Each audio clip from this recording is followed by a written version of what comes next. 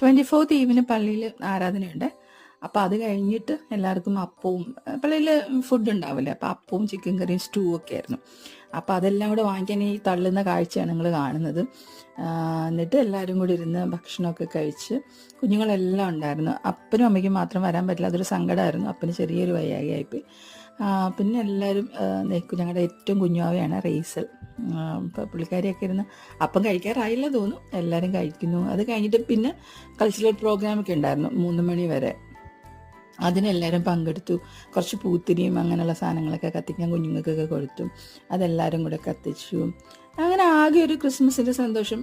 നമുക്ക് ആ ക്രിസ്മസ് ആ ഒരു മാസം ആകുമ്പോഴേ അതിൻ്റെ ഒരു ഫീൽ ഇങ്ങനെ വന്നു തുടങ്ങുമല്ലോ, എവിടുന്നോ ഒരു സന്തോഷം ഇങ്ങനെ വരും.